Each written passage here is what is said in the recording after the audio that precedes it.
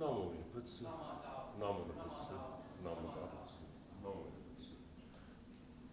good morning, and thanks to John Sensei for that very nice introduction.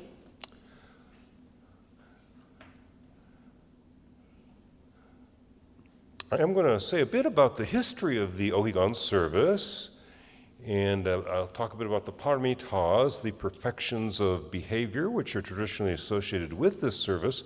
But first, let me thank those of you who came to the seminar yesterday, where I spoke about Shinjin and the more general matter of faith in persons, principles, and traditions. Now, I can't entirely summarize that long talk here, but I'll give you the gist of it. We have central concepts in our stream of tradition, our stream of Mahayana tradition, and those central concepts include Amida Buddha, the vows of the Buddha, the vows of universal liberation, the going phase and the returning phase of enlightenment, Nembutsu, and Shinjin. And so yesterday I talked a bit about Shinjin and faith. Shinjin is our actual encounter with the vow, the encounter with this teaching. And such an encounter and engagement with the promise of universal liberation, from this emerges what others call faith, trust and confidence. So that was the thrust of my talk yesterday. Does everybody have Shinjin? Probably not. Does everyone have faith? Yes, in something. Everyone does. It's part of living effectively, having a deep trust and confidence in persons, principles, and traditions you trust. So at least that's what I had to say yesterday. And today is your Ohigan service, and I will be speaking about Ohigan. The concept of enlightenment as the other shore. This is Ohigan, the other shore, this principle, this vision of enlightenment being over there, somewhere we need to go to, somewhere we need to escape to, somewhere we need to attain transcendence. Now, the Ohigan service was established in the late 6th century by Prince Regent Shotoku Taishi of Japan. As an observance, Ohigan is only observed by the schools of Buddhism that developed in Japan. However, it was multicultural from its origin. The concept of Ohigan, the other shore, this is very Indian. Always talking about the rivers and the sands and the Ganges and the rivers over.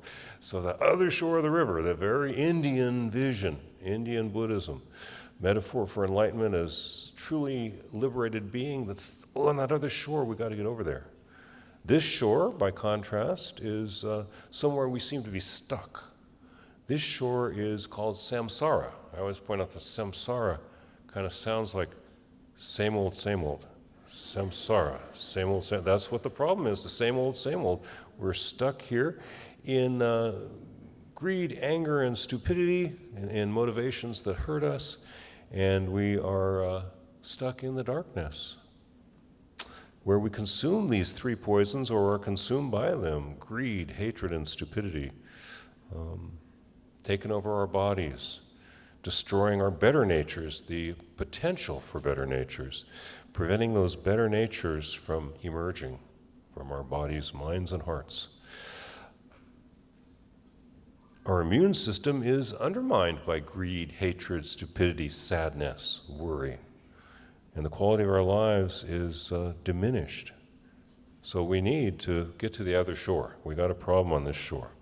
On this shore, we are plagued by the problems of impermanence, impurity, suffering, and a confused and inadequate sense of personal identity. Now, there is a metaphor here, speaking of the other shore, over there on the other side, awakening on that side as opposed to this deluded and self-centered side that I seem to be on. And the metaphor does imply a distance and a journey to be taken. There's a distance to get into that. The realm of purity, goodness, and truth seems to be distant, and this realm seems to be filled with confusion and suffering. There is a journey to be taken. Now, is the realm of enlightenment, the Pure Land, really distinct from us, or is the Pure Land in some sense here? And, the official Nisshoganji answer is it's not simply here. It's not straightforwardly here. But my answer is both and. It's both beyond here, and in a sense, it's seeping into our primitive world if we let it. The Pure Land is seeping into this world if we will let it. Jodo Shinshu is a type of Mahayana Buddhism. And what we take as our goal is truly worthy and elevated, the enlightenment, the awakening of all people, freedom and goodness. Enlightenment is genuine freedom, lasting happiness, and a heroic career of helping others, benefiting others as well as ourselves.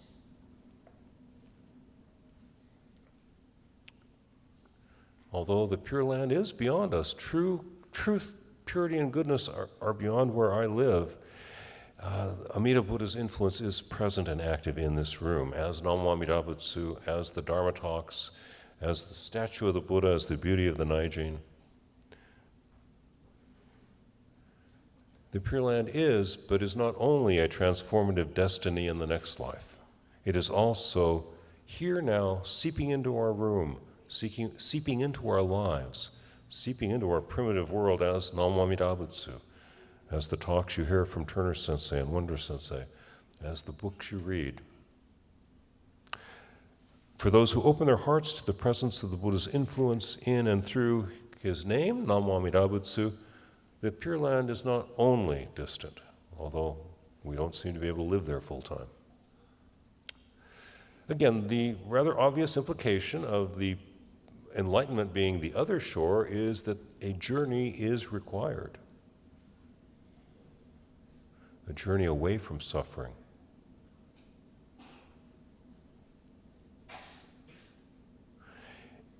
The journey doesn't have to be a grueling journey. The journey to the other shore of enlightenment can be pleasant and delightful.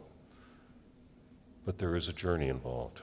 Everything is not all right just as it is. Things have to change. This metaphor of enlightenment as the other shore, Ohigan, the far shore, was initiated as a service, again, by Prince Shotoku Taishi of Japan, the Prince Regent of Japan in the late 6th century. He decided to combine this observation with the equinoxes, the autumnal and the spring equinoxes. Now, this is a little different than some other religions that come in and say, you got this religious observation, we're going to totally tell you it means something different than what you said it did. There was no particular religious meaning to the equinoxes in Japan. It was just an observation of nature. So we didn't overcome somebody else's metaphors. We didn't displace somebody else's religion. We just said, hey, look at this in a kind of spiritual way. And really, that was already in Japanese culture. So Prince Shotoku Taishi, again in the late 6th century, established this Ohigan service, this other shore service.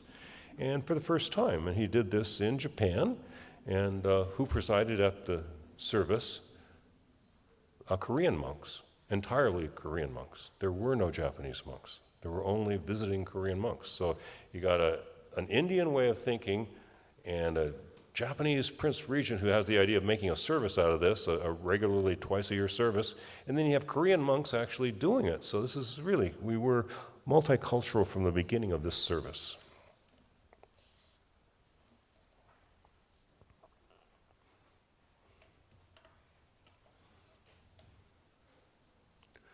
And we do associate these perfections, the paramitas, perfections of behavior, with this service. So the original vision is pretty straightforward. The monks practice dana, shila, shanti, virya, samadhi, and prajna, giving, proper conduct, patience, serious endeavor, meditation, and wisdom. And they gradually perfect these virtues and enter into enlightenment. Our view is a little different, but we still revere these virtues. They tell us what the other shore is going to be like. They tell us what enlightened beings are like. And there's a little bit of a hint as to what we can be like in this life. We can resemble these perfections in small ways. So the first one, of course, is dana. We always say, we call it selfless giving, but that's a very high level, you know. Unself-conscious giving is maybe a better way to put it, dana. And indeed, for the truly advanced, spiritually advanced person, they just give off light and goodness wherever they go. They don't even think about it. But I'm not like that, and some of us aren't. And one Buddhist teacher, Dean Slider, a Tibetan guy, convert, Tibetan Buddhist, he had said, this dana giving, selfless giving, well, for somebody like us, maybe it just means don't be a cheapskate. Maybe that's enough. Just don't be a cheapskate. And one thing I want to say, if we look at it only at the high level, at the low level, don't be a cheapskate. At the high level, selfless giving. Somewhere in between, unself-conscious giving. Don't worry about it too much. There's someone in need, let's give them something, We all have that challenge every day. There was a lady in a wheelchair on the corner of, what is that street? Whatever the street is I take to get here. Highway 39, the Ball Road. And you always think, should I do something? Should I not do something? Do I need to do something? Is it going to do any good? And I decided that morning to go over and give her a couple of dollars. And you see this person in a wheelchair, sometimes it's like one time I gave this guy, I just talked to this guy, I needed money, but I just said, I'm sorry about your foot. He had a cast on his foot. I said, it's okay, I take it on and off. Yeah, so you don't know at a distance, but I walked over. She wasn't taking the wheelchair on and off. She needed it. And something I couldn't see from a distance is she had a stroke and her left eye was totally blinded, her right eye was totally blind. So I'm glad I walked over and gave her a couple bucks. But other times I don't, You got to decide every day, how much can you do, what can you do? And one thing I tell you from a Buddhist perspective, here's somebody who may be in need, maybe not be in need, maybe you're going to give them the money, maybe you're not going to give them any money. Don't ask yourself what they're going to do with the money. It doesn't matter. What matters is that you gave to them and you cared about them. You can't control that. I was walking down the street in Portland, Oregon 23 years ago, and this girl came up. She couldn't have been more than 21 or 22 years old, sores all over her face. Yeah, and she says, I have AIDS, can you help me? And I gave her $1. What she can do with $1, but I gave her $1. And my friend I was with said to me, here in Portland we have very good public services, social services, they can get food. And so I said to my friend, yeah, but they won't buy heroin for her. What do I care? She's dying, right? I mean, if that'll help her take a little bit of her pain away for a few minutes, then you go buy that stuff. I don't care. I just don't want you to suffer, that's all. So sometimes you give and sometimes you don't. It's a challenge to know when to and when not to, but it's okay to want to be thanked, I only have one person I never minded when they didn't thank me. It was my first son, not my second son. My second son always thanks me for everything. But my first son, he would be thankful to anybody else, but if I did something, he wouldn't say anything. And my wife would say, well, thank your father for that. And he didn't right up till about age 5 or so, and I knew why. It was because, Daddy, that's giving. What do you mean, thank Daddy for giving? That's what Daddy is. He does stuff for you and gives. That's not something special you thank somebody for. So I appreciated that, that I understood why he didn't thank me. It was because he simply saw me as this source of giving, and that's just the natural and most natural thing in the world. Why should he thank me for being who I am? Now, the second principle of proper conduct is proper conduct, living well, behaving well. And this means two things. It means doing good for others and not bothering others, and also means not looking like a complete fool. And some of the rules for monks and nuns are just don't make a fool of yourself. Like one of them is do not relieve yourself of urine over water. So weird precept, right? You got a chance. I will not relieve myself in. You got to say that every morning if you're a monk, And probably some monk was out on a dinghy on the water one time, relieved himself. Oh, look at Sensei. That's it. Do not relieve oneself over water. But there was a case about 30 years ago. This Sri Lankan monk who had kidney disease was on a plane going to England over the ocean. And his attendant is saying, Sensei, go back and use the bathroom. No, I cannot go back and use the bathroom at this time because we are over water. Oh, man, principle of the law. Nagarjuna said that, Jesus said that. Look at the heart of the law, not the detail, not the artifact on the surface. So, yeah, he died. He died because he refused to use the bathroom over water. But that whole precept wasn't something deep or important. It's just don't embarrass yourself. Conduct yourself in such a way you don't embarrass yourself, and you don't crowd others any more than you absolutely have to. We do crowd one another sometimes. Try not to do it any more than you need to. Or as that guy Dean Slider said on this matter of wholesome conduct is, well, at the bottom level, don't be a jerk. Don't be a cheapskate, don't be a jerk. That might be enough for us to avoid those kinds of extremes. The third perfection of Buddhist living is, of course, patience, kshanti. It specifically originally meant putting up with insults. That specifically meant that originally. Letting people run you down and not giving it back at them. And, Renyo was kind of an exemplar of this. Now, this isn't Shinran. I told this story one time, and somebody associated with the Shinran. Shinran would never do this. But Renyo did this one time. Okay, this is something Shinran would never do, believe me. But Renyo one time, he heard that some guy was running him down behind his back.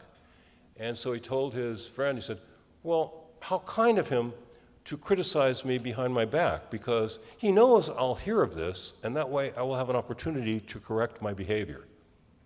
That's Renyo Shonin. Shinran Shonin once said, have nothing to do with people who criticize ministers.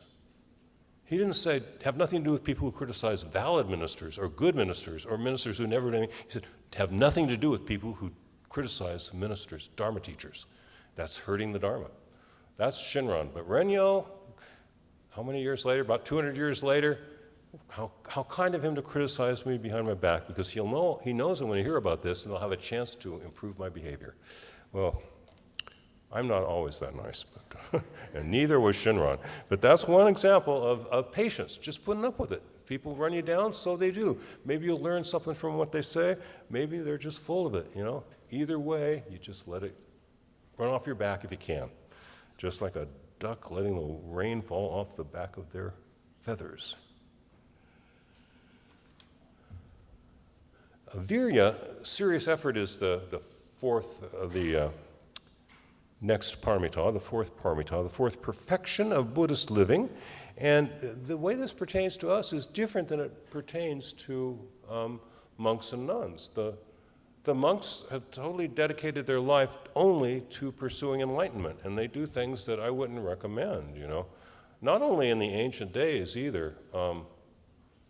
I met Master Hua from the Gold Mountain Monastery in China, in San Francisco, originally came from China. He's one of those guys, so this is a Chinese thing, they only do this in China, and I guess they did in Japan a long time ago, but that he made a vow never to lie down to go to sleep. So he sleeps sitting up. He used to meditate, time to sleep now, sleep, wake up, meditate, never lay down for like 50 years, 60 years. That's extreme, that's not good for your body. Don't do that. For us, serious endeavor means, you're going to show up at the temple this morning at 10 a.m. every Sunday? Well, you got here this Sunday, didn't you? Next Sunday, you're going to be here at 10 a.m.? Well, maybe not. Depends how you feel. How's your stomach? You get something to eat? Is the car running okay? Make an effort, but be reasonable about it. We can't do everything. We can't save everybody today.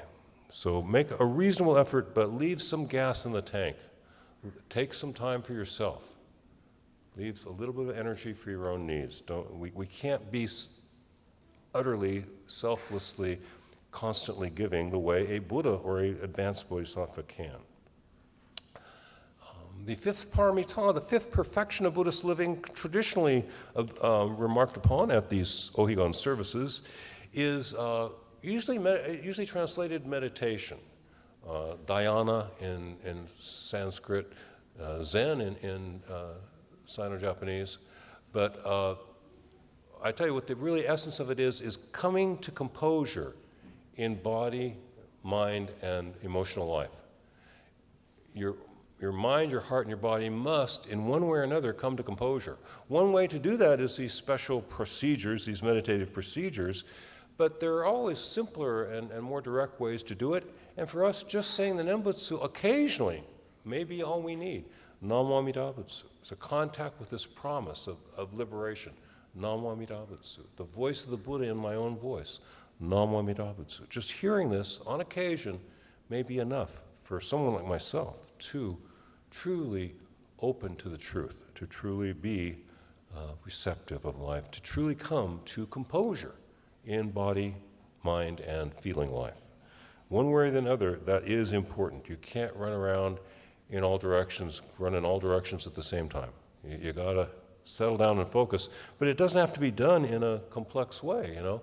And we all do this, even as children. And again, I remember my first son, when he was 2 months old, we went to a friend's house, and I was holding him, and he fell asleep, but he knew he was somewhere odd, you know? And so he fell asleep, and he'd wake up, and then he'd look up at me, and he'd smile. As soon as he saw me, he'd smile, because, oh, Daddy's here, I'm okay. And over he did that, and I realized that was a kind of meditation for him, that suddenly, where am I, what's happening? Oh, Daddy, it's okay. That's meditation too. Remembering the love of your mother and your father, remembering how you feel about your children. This can be coming to composure in emotional life, mental life, and in your body. You can relax and settle down. It doesn't have to be something fancy and special.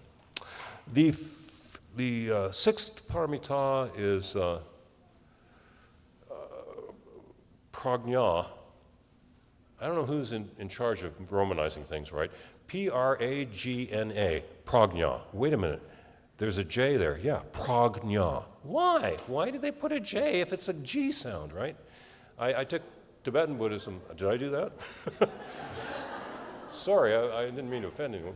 No, I took Tibetan Buddhism from Ron Davidson, and he put a Tibetan word up on a board for us, 17-letter word, most of them consonants, if you know Tibetan. So 17 letters, most of them consonants, and then he says to us, it's pronounced foot. If it's pronounced foot, why is it 17 characters long? You know, I mean, I don't know. But anyway, just for your information, it's not prajna, it's supposed to be prajna. But it's wisdom. It means wisdom and insight. And, you know, we do have wisdom. We know that the Nembutsu is reliable. We know that gentility is better than meanness. We know that love is better than hate. We have some wisdom, but we also have the wisdom of knowing that we're often wrong. One of my favorite phrases from a movie, this is from the Bill Murray version of A Razor's Edge, when he's getting a ride from a boatman, and the boatman figures here's this European over here studying, in the movie, Buddhism, and in reality he was poor and he was studying Hinduism, but the real guy. But so the guy figures he's rich and says, it must be nice to be rich. And the Bill Murray character says, I'm not rich. And the guy's response was, I'm often wrong. That's just beautiful. Isn't that the truth? I'm often wrong. That's a kind of wisdom, to know that and remember that. I am often wrong. And it's pronounced often, but there's so many movies where the character says often that I have gradated from what I learned in Catholic school often, and it's become often. So that often happens. This wisdom of knowing that we are not the wisest people in the world doesn't necessarily disempower us. Shinran Shonin himself said, I do not know what is good and bad the way the Buddha does. I do not know what is true and false the way an enlightened person was. He also wrote in the epilogue of his work, which he copied as many times as he could, and he gave to his top students to copy and make more copies and distribute, and he put in the epilogue of his masterwork, the emperor and his vassals embraced pettiness and enmity and turned against justice. That was in 1225 he wrote that. You know how many people have written that the emperor and his assistants were unjust in the history of Japan? Just Shinran. No one else has ever written anything like that in Japanese in Japan. This is a very political act, and he knew it was. He knew that if anybody saw anybody in the government sees one copy of his work, he's dead. He knows it. He doesn't care. It was wrong. He's going to speak out against what's wrong. Whatever happens, happens. It doesn't disempower you. Knowing that, yeah, I'm often wrong. Yeah, what would I know? Still, no, I know I know that when somebody says transgender people are dangerous, they're crazy. I know that when somebody gets up spewing homophobia, they're crazy, and I will speak against that. Do I know everything? No. Do I know what to do about the economy? Not at all. Would it be good to lower interest rates? I have no idea. Are transgender people sick? No. They're people just like me. Are gay people wrong? No. There's nothing at all wrong with being gay. And I will speak against anyone who says that there is. It doesn't. Knowing you're not the wisest person in the world doesn't mean you don't know a hawk from a handsaw. Doesn't mean you don't know the simple truths. All people are worthy. All forms of sexual orientation are acceptable. All genders are worthy. All living beings are worthy of our concern. This is wisdom. Shinran was wise, and he shared the Nembutsu with us because he knew it too was a source of wisdom, a contact point with true and lasting wisdom.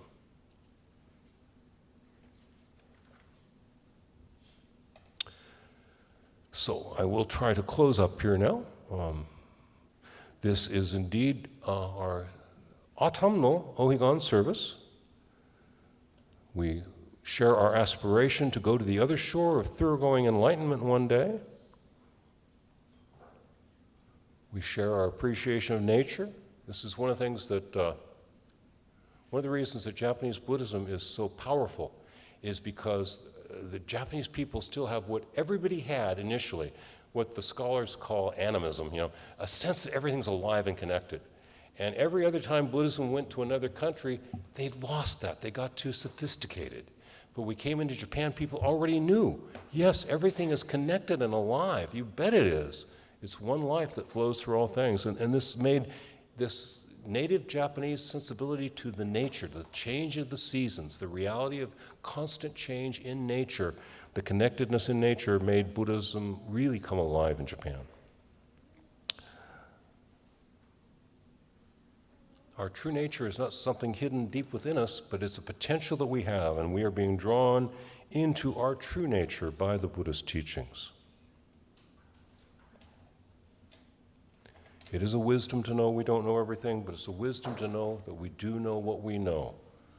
The fact that you don't know everything doesn't mean that you don't know some things. So keep focused on what you do know. Keep focused on what you know are the real and genuine values of a decent human being. And these real and true values will blossom into the paramitas of a Buddha, into the perfections of enlightenment. That day will come. And for now, we have this beautiful blue planet and our friends and our families, and we have enough to be going on with. Thank you for inviting me to your lovely temple for your Ohigan service. Thanks to all of you who have helped our temple and our members in the fire recovery. It's made a big impact on people. It was Orange County was the first one that thought of sending us gift cards, like for Target and other stores. And I was just amazed. I come up to these people, and they've lost everything. They lost their home. They lost their wife's ashes. They were in the home. They burned to nothing, And I give them, here's a $25 gift card for Target. And it's like, oh, thank you. Because that means you care. And you gave it to me, and I gave it to them. It made a difference. It continues to make a difference that we help one another, that we are one community. The community of Buddhists on the planet, community of humans on the planet, the community of living beings, dogs, cats, squirrels, birds, humans, all of us. We're all moving into the light. Let's go together. Thank you. I will close my remarks there. I will ask you to join me in saying the Nembutsu as you please. We rely upon the source of limitless wisdom and endless life. Namo Amida Butsu. Namo Amida Butsu. Namo Amida Butsu. Namo Amida Butsu. Namo Amida Butsu. Namo Amida Butsu.